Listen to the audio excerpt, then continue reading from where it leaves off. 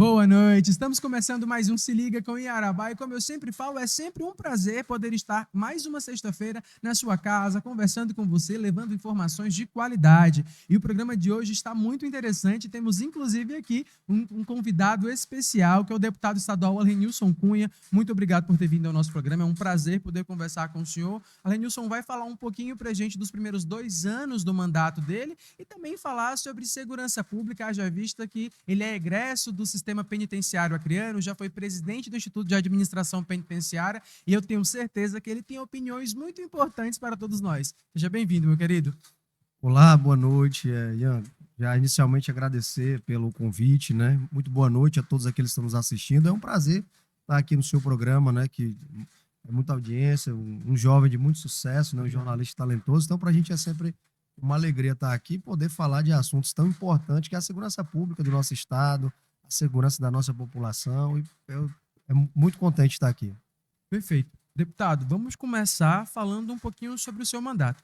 O senhor veio ali do 2º Distrito, inclusive um detalhe importante, eu conheço o deputado desde criança, a gente acabou crescendo ali na mesma região, que foi a região do 2º Distrito. Fico muito feliz que o senhor tenha galgado sucesso, que o senhor tenha chegado até o cargo de deputado estadual, um cargo muito importante de representação popular. E eu queria entender um pouquinho mais, para também a gente falar para a população sobre as suas principais ações dos primeiros 2 anos do seu mandato. O que o senhor tem para dizer para a gente sobre isso?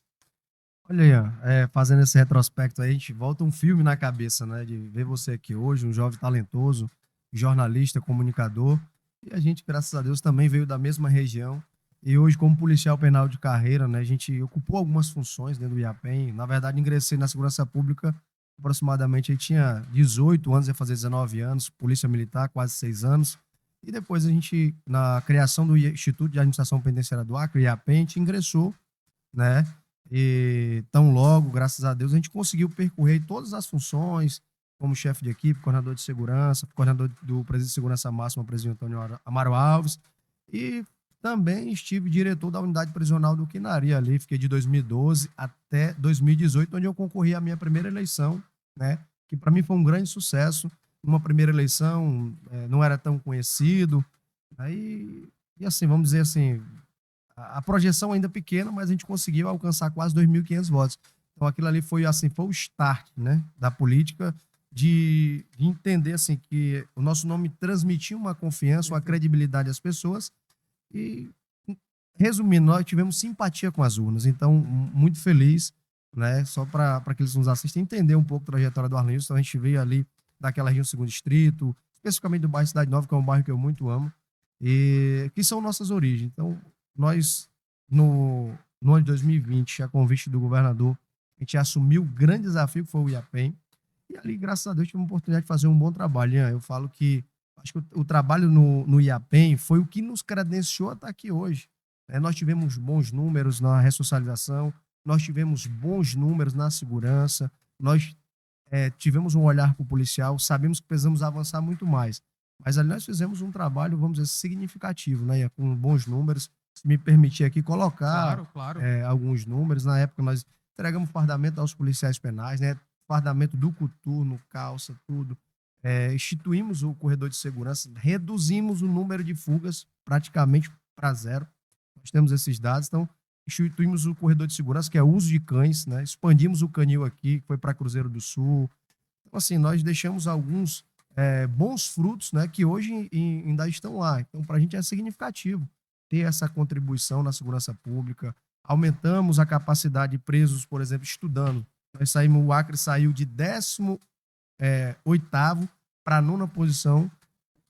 Aumentamos em 46,8% de aumento nas atividades educacionais. Perfeito. Que o Acre saindo, resumindo, sai de 18ª posição no ranking nacional e vai para a 9ª posição. Então isso é fruto de muito trabalho, em equipe, das pessoas que estavam ali. Também no número de presos trabalhando, nós elevamos o número de presos trabalhando, porque o preso tem que ter ocupação.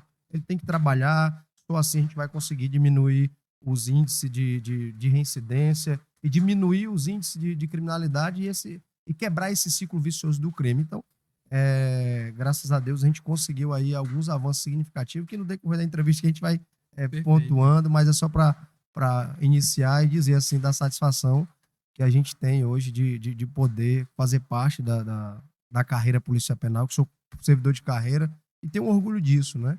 E quanto ao mandato, Ian, eu sou muito contente porque assim, a gente sempre precisa melhorar. Mas o nosso mandato nesses 2 primeiros anos, primeiro ano é de você se habituar no ambiente legislativo, não é fácil você ser um legislador. Eu falo que é uma função nobre, eu até arrepio, porque assim, é algo maravilhoso. Primeiro você tem a responsabilidade de legislar, de propor, né, algo que vai impactar a vida das pessoas. E o segundo é que você tem um papel de fiscalizar. Então, imagina só. Então, eu acho que é uma função nobre e a gente procurou ter o nosso mandato, procuramos ter, na verdade, estar próximo da comunidade, de estar ali dentro dos problemas, não ficar ali os problemas da comunidade. Então, esse é o desafio, né, de você estar ali dentro da Casa Legislativa. Eu que ocupo ali uma comissão muito importante, que é a CCJ, né? São várias relatorias e do dia a dia o mandato, e você é cobrado, e tá certo, o povo tem que cobrar de você, porque elas acreditaram em você, elas votaram, então o papel é cobrar mesmo. A gente tem procurado sempre estar dentro dos ramais, nos bairros, por exemplo. A gente na alagação, eu passei praticamente, são 15 dias de enchente, nós passamos 15 dias dentro.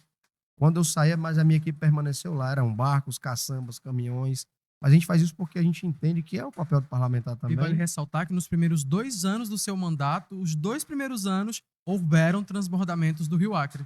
Exatamente, nós já estamos aqui orando para Para que não haja no terceiro ano também. É muito sofrimento, e as pessoas, as famílias são atingidas, e boa parte, né, dos bairros do segundo distrito são atingidos, mas a gente sempre procurou. Para ter uma ideia, eu passei o meu aniversário dentro d'água, né? Inclusive tem até na minha rede social, mas a gente fez aquilo, não é proselitismo político, é porque a gente gosta. Então, assim, para mim, eu não tinha clima de ter uma comemoração de aniversário naquele momento, e muitas famílias perdendo móveis,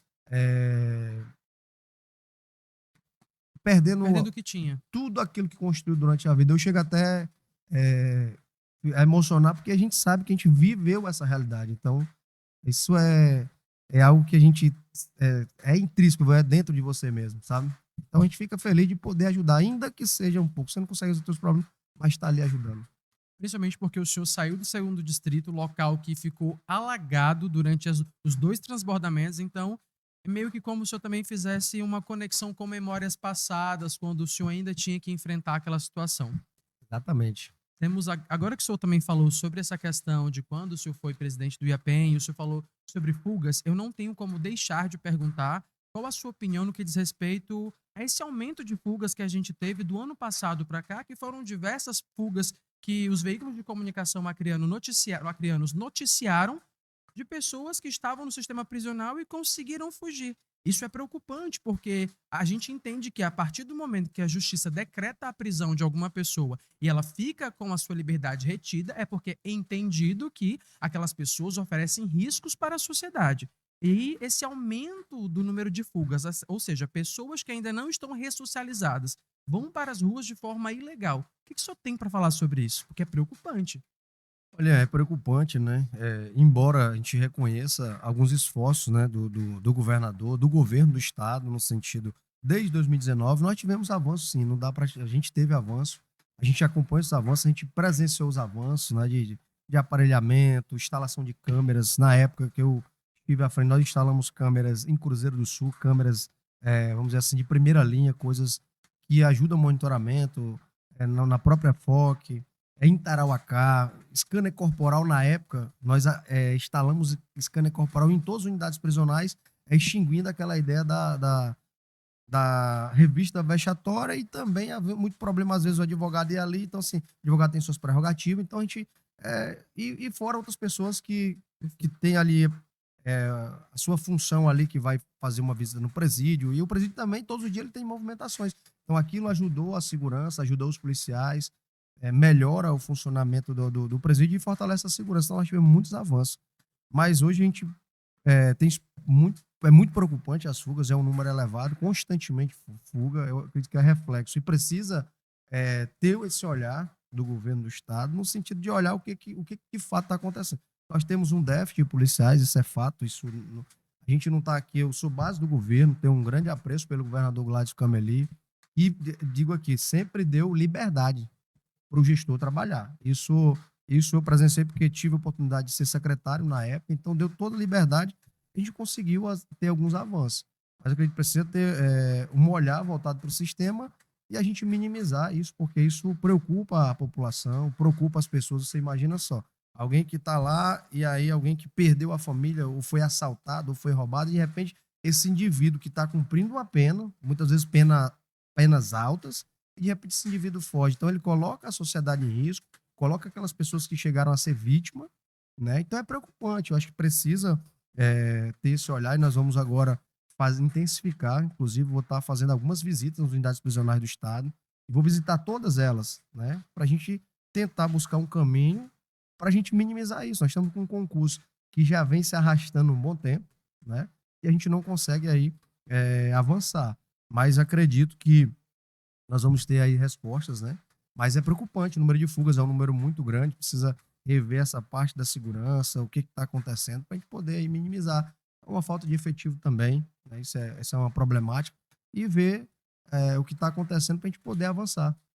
Deputado, o senhor falou sobre essa questão do quantitativo de policiais penais que nós temos hoje, e eu me recordo que, desde o ano passado, muitas pessoas do cadastro de reserva da Polícia Penal têm lhe procurado, têm encontrado no senhor uma esperança, uma voz ativa que possa representá-los para que, assim, quem sabe, eles consigam chegar a assumir as suas vagas e, de certo modo, contribuírem para com a melhora na segurança dos presídios do nosso estado. O que o senhor tem a dizer para eles sobre isso? Olha, o cadastro de reserva sempre tem buscado, né, as informações e pleiteado ingressar no concurso público, como todo jovem hoje no Acre. Hoje, até de outros estados, eles têm esse anseio, né? Apesar, hoje, a gente precisa avançar nessa questão da economia. Hoje, a gente sabe que boa parte emprega vamos dizer assim, é o terceiro setor. Então, eu acredito, Ian, que nós vamos ter aí boas notícias, a gente vem construindo isso, para que a gente possa aumentar esse número de vagas. Nós temos 261 vagas, né, assim, de policiais hoje, e a gente aumentar pelo menos aí 40%, 30% dessas vagas para realizar o curso de formação. E vou dizer por que nós defendemos esse pleito. Porque nós temos uma preocupação, nós temos 102 agentes penitenciários provisórios, que é outro problema também que nós vamos buscar encontrar, porque os servidores já têm um bom tempo que estão lá, né? Um já tem 10, 15 anos, bastante tempo lá, e também encontrar uma saída para esses servidores, né? Ter um olhar para eles, porque eles estão há muito tempo lá dentro do sistema prisional expostos. E o outro é essa saída deles, porque nós vamos entrar 261, mas vamos sair mais de 100. Então, é um número que ele não vai atender, mas a equipe de governo já vem entender esse olhar, e eu acho que brevemente a gente vai ter aí esse avanço. E agora, na terça-feira, a gente vai estar, inclusive, apresentando uma proposição, né, uma indicação para aumentar esse quantitativo de vagas aí em porcentagem. Perfeito. Deputado, ainda falando sobre essa questão do IAPEN, uma das bandeiras que o senhor sempre defendeu e também que é levantada por diversas pessoas que compõem o IAPEN é que o Instituto de Administração Penitenciária do nosso estado seja presidido, administrado por um servidor do IAPEN, um policial penal, porque compreende, acredito eu, melhor como que o sistema funciona. O senhor pode falar um pouquinho para a gente sobre isso? Olha, inclusive quando eu falei publicamente, né, na Tribuna da Leco, que é o pensamento, é o que eu acredito, porque nós tivemos bons números. Após o advento da Polícia Penal, em 2019, onde criou uma polícia no Brasil para cuidar do sistema prisional brasileiro, nós tivemos bons números, isso é estatístico, então a gente trata de números. Então nós tivemos aí avanço dentro do sistema prisional, mais presos trabalhando. Ceará é um exemplo disso, estado do Ceará. O próprio Acre melhorou bastante com a retomada, né? E é isso ali 2018 começou alguns movimentos, mas efetivamente no início do governo Gladys em 2019 nós tivemos um avanço grande.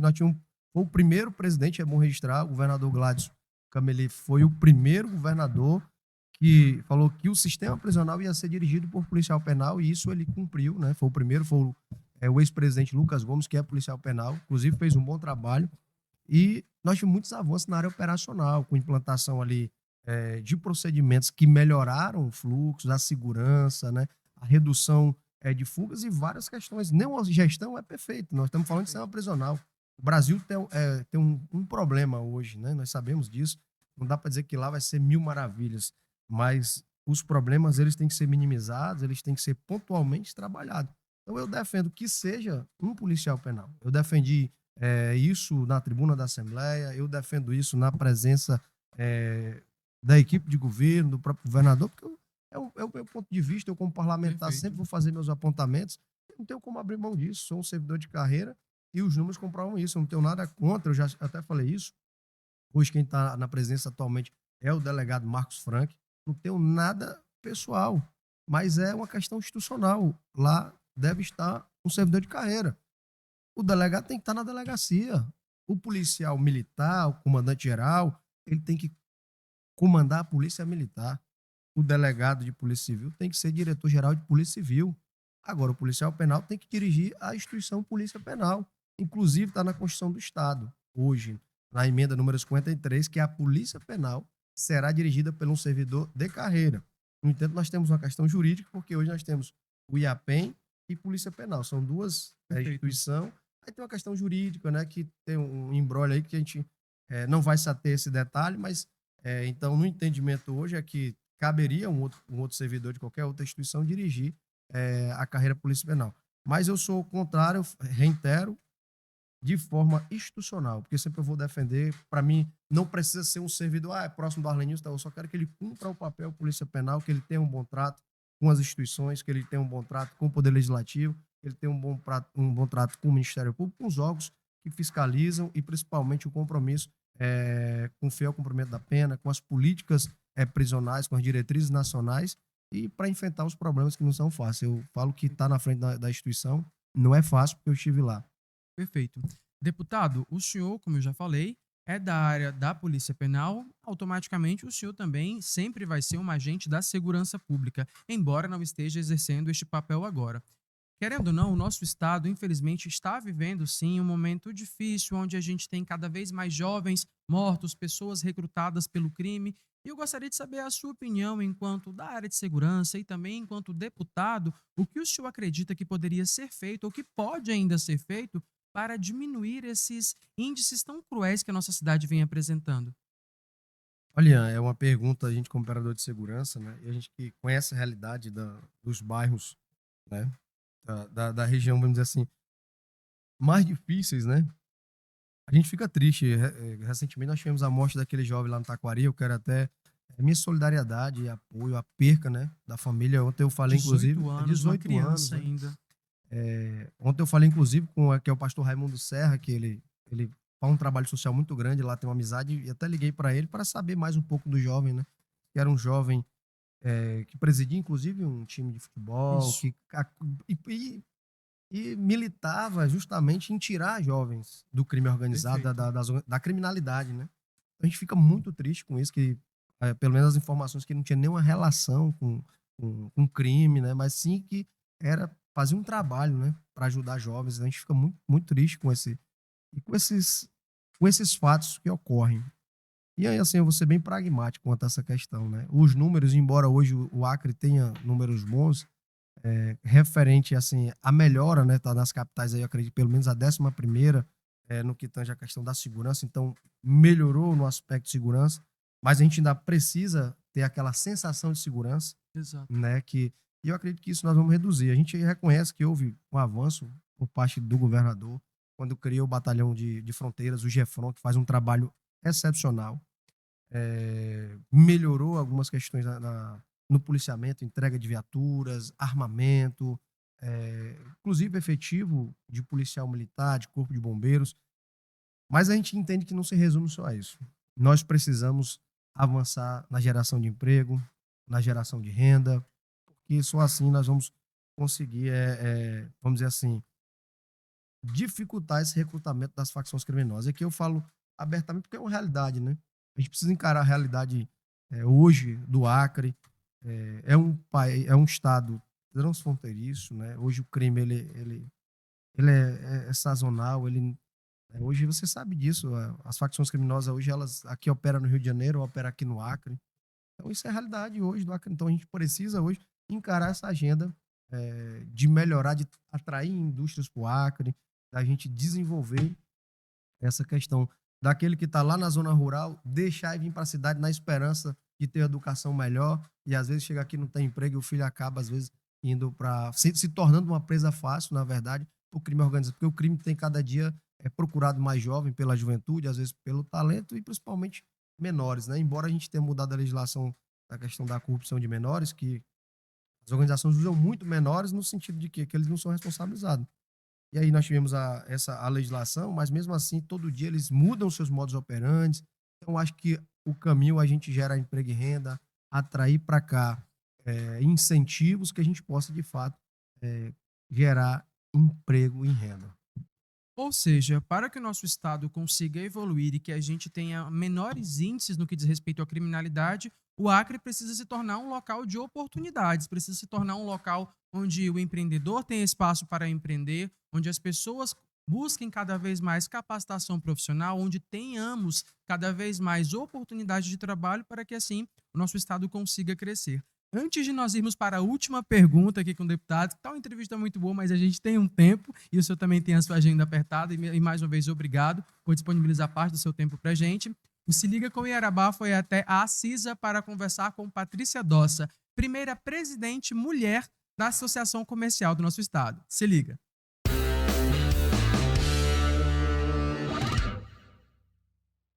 Patrícia, muito obrigado por nos receber aqui no prédio da CISA, para que a gente possa conversar um pouquinho, para que a população de casa entenda o que é a CISA. Então, mais uma vez, obrigado por ter permitido a gente invadir aqui a sua sala, mas explica para a gente, Patrícia, o que é a CISA.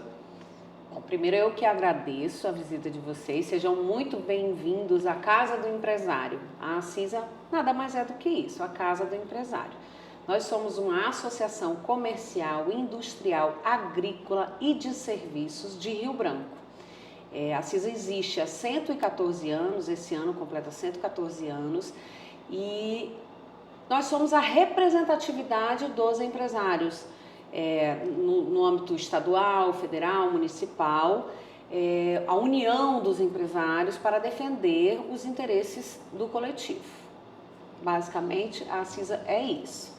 Então, qualquer empreendedor da capital acreana, seja um empreendedor de pequeno porte ou um mega empreendedor, que nós não temos grandes investidores aqui no nosso estado ainda, mas seja um empreendedor de pequeno porte ou um empreendedor com capital mais elevado, ambos podem encontrar acolhimento, ajuda, suporte aqui na CISA? Com certeza. Nós temos associados. Qualquer empresário, empreendedor que quiser ter a CISA como seu representante, é só se associar aqui conosco, terá acesso aos serviços que a gente tem, que nós temos alguns serviços somente para associados, e também terá a representatividade no coletivo, como a gente já faz com os outros associados. A senhora poderia falar um pouquinho para a gente de quais são esses serviços que são ofertados pela CISA? Sim, nós aqui na CISA temos a consulta do SPC. Então, o associado tem algumas vantagens em cima dessa consulta, tem planos mensais. Então, a consulta do SPC não é só uma consulta, vou ver se teu nome está negativado. É uma consulta que te dá mais liberdade de tomar decisões, mais dados sobre o seu cliente, sobre o seu fornecedor também. Então, é uma pesquisa online que você faz que vai te dar mais parâmetros para tomada de decisões da sua empresa. Então, nós temos a consulta no SPC, nós fazemos também certificado digital, que isso é aberto ao público em geral. Qualquer pessoa que quiser fazer um certificado digital pode vir aqui na CISA fazer, e é o mais barato da cidade. E, inclusive, nós trabalhamos também com o certificado digital no telefone. Você pode assinar os seus documentos no telefone, aonde você estiver. É um grande diferencial do nosso certificado. Trabalhamos também para o associado com cursos, palestras, eventos, fomentando o empreendedorismo e ajudando também o empresário com os seus colaboradores. Muitas vezes os cursos e as palestras não são para os empresários, mas são para os colaboradores. Então, o associado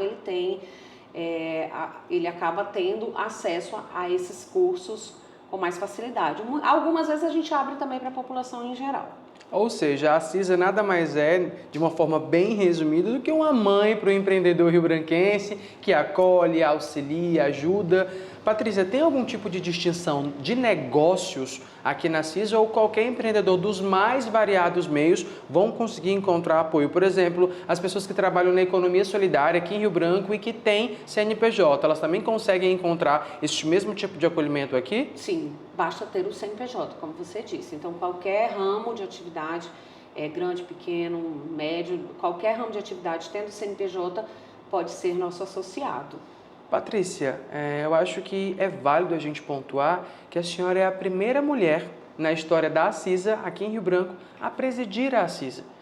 Isso é muito importante porque, geralmente, as mulheres sempre foram colocadas em subcargos ou então em cargos secundários, onde é sempre o homem a figura de quem administra tudo e a mulher está sempre por trás, na grande maioria das vezes, se esforçando mais do que o homem e também, em muitos casos, recebendo um reconhecimento inferior ao que deveria. Então, nessa sua ascensão histórica dentro da CISA, o que a senhora tem para pontuar acerca disso? Como que a senhora enxerga isso?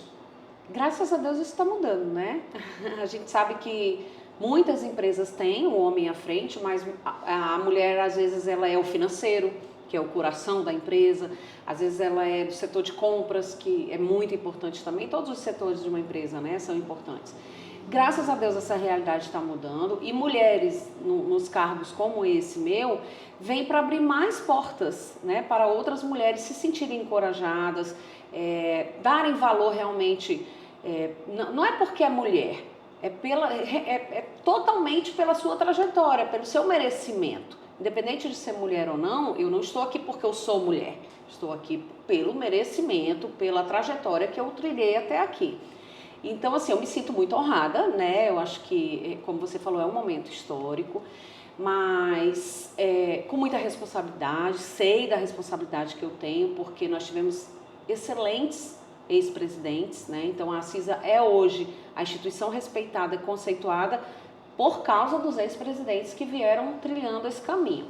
Eu estou entrando no lugar do empresário Marcelo Moura, eu era vice-presidente dele, agora ele é meu vice-presidente. Então, aqui na CISA nós somos muito unidos, né? Nós somos, todos os diretores, somos sempre muito unidos, trabalhamos sempre muito juntos. A diretoria tem total responsabilidade também pelas decisões, por tudo.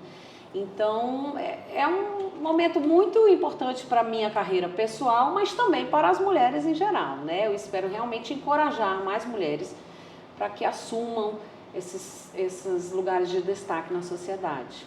E aqui no nosso estado, mas em Rio Branco, é até muito relevante, mais até do que o propriamente dito da coisa. Porque quando a gente puxa para o lado político, se a gente leva para dentro da Câmara dos Vereadores, nós só temos 2 mulheres vereadoras.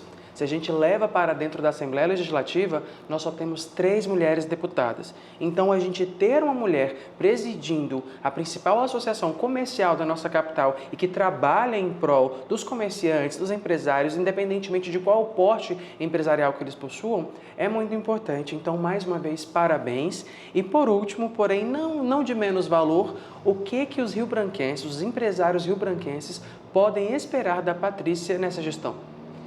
Podem esperar que nós vamos continuar o trabalho sério e comprometido da CISA, agora com um toque feminino. É só um pouquinho diferente, às vezes a mulher tem, né, um olhar um pouquinho diferente. Eu tenho um carinho muito especial pelas mulheres empreendedoras. Eu já venho à frente do SEMEC, que é o Conselho da Mulher Empreendedora, que é um conselho ligado aqui à CISA e à FEDERAC, a Federação das Associações Comerciais. Então eu tenho esse cuidado com as meninas, mas a gente pretende manter os projetos, criar novos projetos, né? Fazer uma gestão transparente, uma gestão com muita responsabilidade. Então pode esperar que a CISA vai continuar aí no seu trajeto de sucesso. Muito obrigado.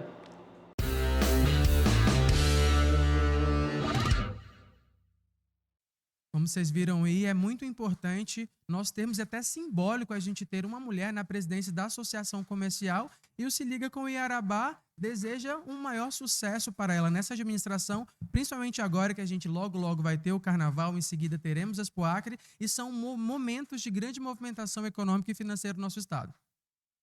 Também aproveito para parabenizar, né, a doutora Patrícia, e sucesso. E é como eu estava falando, a questão do emprego, embora nós tivemos um aumento, né, aí em 6,28% do aumento de empregos formais, né, de carteira assinada, isso é muito bom. e a gente precisa avançar, mas é bom destacar o esforço do trabalhador, mas o esforço também do governo do Estado, no sentido a construção civil, a gente precisa avançar para aquecer de fato a economia, girar esse dinheiro e a gente ter aí melhora nesses números. Deputado, nós ainda temos cerca de 2 anos até a finalização do seu mandato. E a minha última pergunta é: o que a população do estado do Acre pode esperar do deputado Alenilson Cunha no que diz respeito a esses últimos 2 anos do primeiro mandato e, quem sabe, um segundo? Olha, no ano passado nós tivemos entre os 10 deputados mais produtivos da LEAC, né? E a nossa proposta é continuar e melhorar, mas no sentido de apresentar boas proposições, nós temos muitas proposições, mas proposições execuíveis, que seja de fato, que impactem, consiga impactar a vida do trabalhador, a vida daquele que usufrui do serviço público, que usa o serviço público diariamente. Então, a nossa proposição nesse sentido, continuar propondo, discutindo, dialogando junto ao governo do Estado, junto à prefeitura, junto aos municípios e buscar a saída para quê? Para que, de fato, chegue lá na ponta a melhora e a gente faça valer o voto popular, o voto daquele que confiou, né? E eu sempre defendendo a ideia ali do Estado presente, mas da geração de emprego, da geração de renda. Então, a nossa proposta é nesse sentido. Vamos também continuar nessa agenda de defender a segurança pública, né? Embora tenha bons números, mas principalmente meus colegas policiais penais.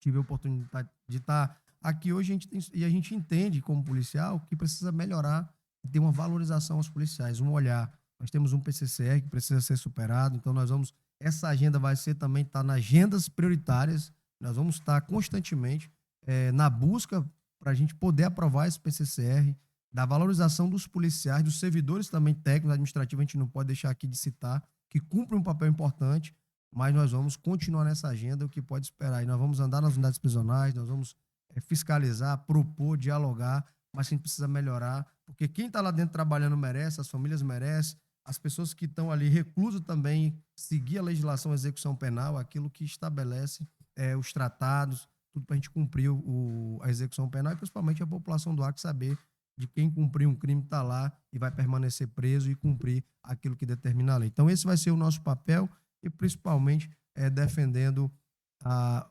população do Acre, aqueles que nos confiaram, aqueles que estão lá distante, o produtor rural, aquele que produz.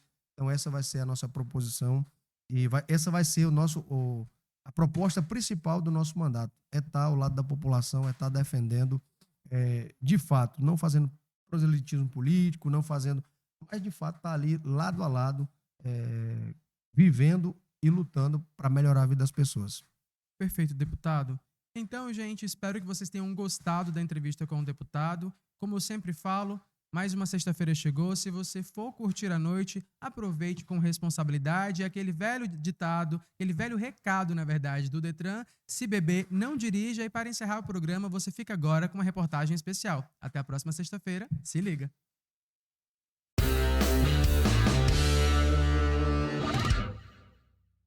Eu falei para vocês que nós teríamos uma entrevista especial neste programa e é claro que nós não poderíamos deixar de conversar com a jovem Isabela Portela, de apenas 17 anos, a nossa acrianinha que foi aprovada em primeiríssimo lugar aqui em Medicina na Universidade Federal do Acre, está trazendo orgulho não apenas para os familiares dela, pai, mãe e afins, como também para os colegas de sala, colegas de escola e todo mundo que acompanhou a rotina dela. Então, Isabela, parabéns, boa noite, seja muito bem-vinda ao nosso programa. Fala pra gente um pouquinho da Isabela. Quem é a Isabela? Rostinho de criança, gente, uma criança que já vai aí trilhar o caminho da medicina para, quem sabe, nós termos uma excelente médica.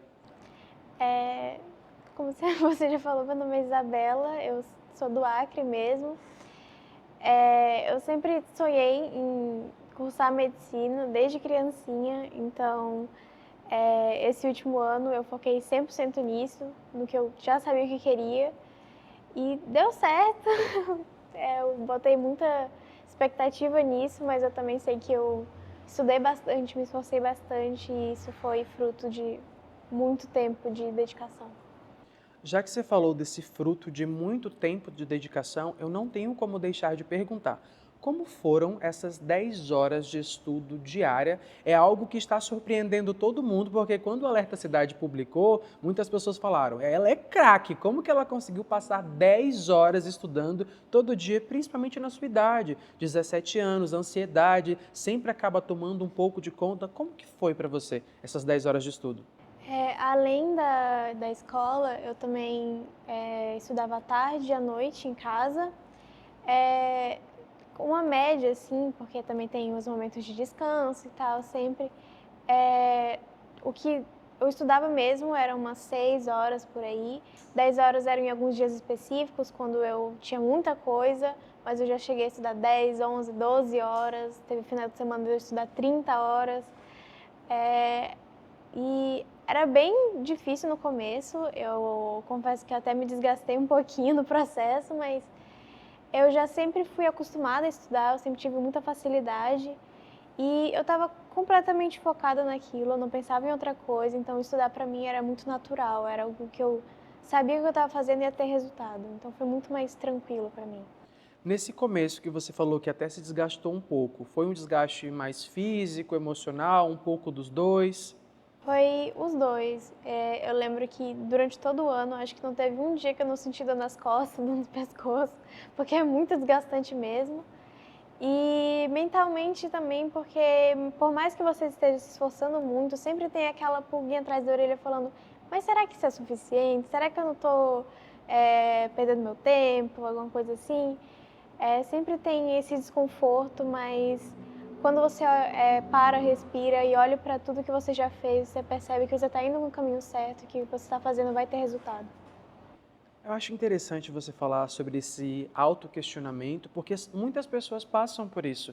Muitas pessoas ficam se perguntando, será se vai valer a pena? Será se eu vou conseguir? E você decidiu pagar o pato, literalmente, para saber se valeria a pena ou não, e agora você está aqui colhendo os frutos da sua aprovação em primeiro lugar. No que diz respeito a esse cansaço psicológico, você teve algum tipo de ajuda profissional, além de conversar com a sua família, amigos e afins, porque a família é muito importante nesse processo. É necessário que você que está assistindo agora veja, o meu filho não tirou nota boa, tão boa assim, a minha filha não tirou nota tão boa assim, mas e nas suas responsabilidades enquanto pai e mãe? Vocês estão fornecendo o suporte emocional, o suporte de ajudar, de deixar o filho de vocês tranquilos para que eles possam estudar? Como que foi também esse apoio? Você pode falar pra gente? Além dos meus familiares e amigos também, eles sempre me apoiaram bastante. Teve um momento que eu percebi realmente que eu estava bem desgastada, eu praticamente chorava toda semana, eu percebi que eu não estava bem. E eu conversei com a minha mãe e eu comecei a fazer terapia uma vez por semana, o que é muito importante ter alguém ali para te escutar, para te auxiliar. E eu também contei com a ajuda, pelo menos nesse mês de reta final, antes do Enem, eu assinei uma mentoria de um professor que, além de professor de redação, de linguagens, ele também auxiliava a gente, ele meio que dava uma tranquilizada, falava o óbvio, mas às vezes o óbvio que a gente precisa escutar. E foi muito importante para mim, para eu dar aquela acalmada e focar sem me desgastar, vamos dizer assim. Foi muito importante fazer a terapia e a mentoria também. Perfeito. Nessa questão de que você falou que é necessário às vezes a gente escutar o óbvio, é justamente por conta que chega num momento que a gente está tão concentrado em uma determinada função que quando a gente fala que 2 mais 2 é 4, a gente fica, mas é 4 mesmo? Às vezes ouvir de uma pessoa que a gente tem confiança, que a gente tem um respeito, acaba ajudando. Isso de fato fez com que você conseguisse chegar no seu objetivo, que foi a aprovação.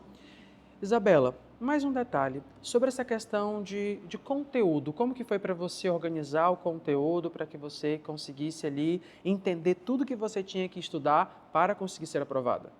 Eu contei com muita ajuda do cursinho online que eu tinha. Eles forneciam um cronograma próprio, mas como ele era bem pesado, vamos dizer assim, eu adaptei.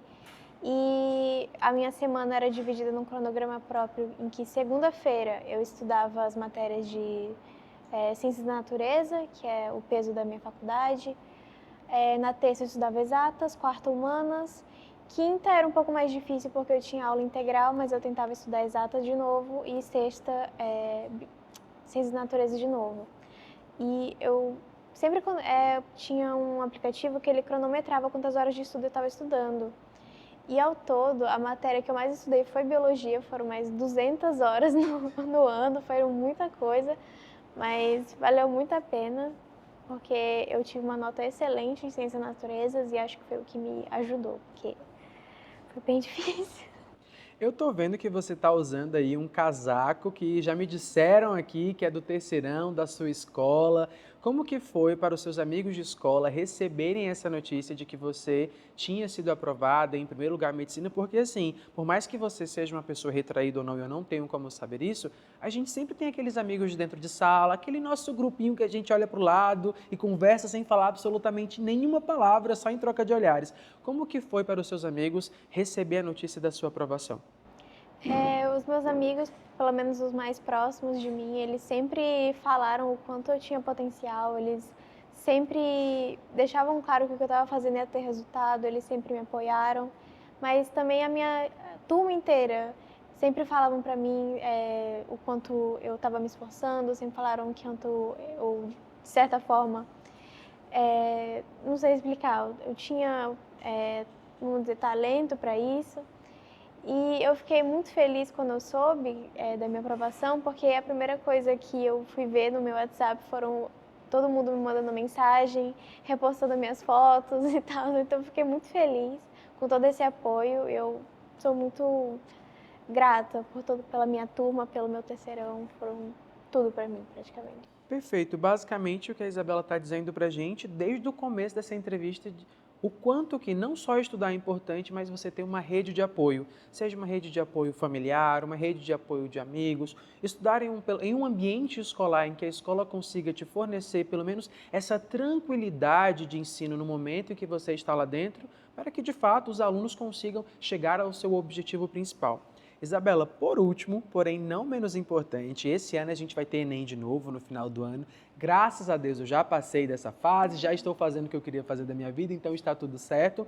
Mas a pergunta que eu tenho para te fazer é, qual conselho você daria para as pessoas que vão prestar o Enem no final do ano e que têm também o objetivo de cursar medicina ou até mesmo qualquer outra faculdade, mas ali na federal, ou seja, porque é um sonho cursar federal ou porque não vai ter condições de ir para a rede privada? Eu não sei se eu daria um conselho específico, mas eu acho que se você tem foco naquilo que você quer, se você tem certeza do que você quer, se você tem familiares, amigos que te apoiam,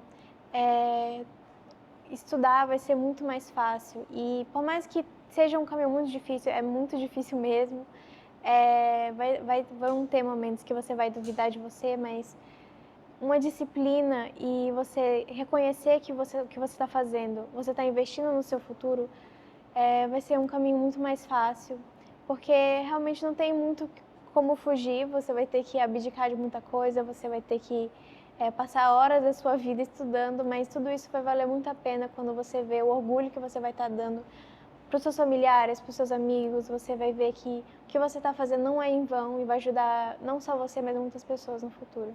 E isso eu falo tanto para a medicina quanto para os outros cursos.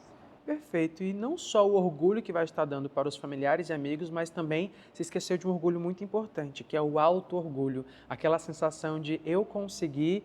E o que eu tenho para te dizer é parabéns, Isabela. Desejo para você uma excelente caminhada no curso de medicina. Espero daqui a uns anos poder ir em algum consultório e encontrar a querida Isabela e falar: olha, doutora, a senhora lembra de mim lá atrás? A senhora era só uma criança. Agora já está. Espero não ir por uma situação de saúde, mas já vim fazer um check-up aqui. Então, muito obrigado pela sua participação. Sucesso em sua jornada. E como eu sempre falo, que Deus te abençoe.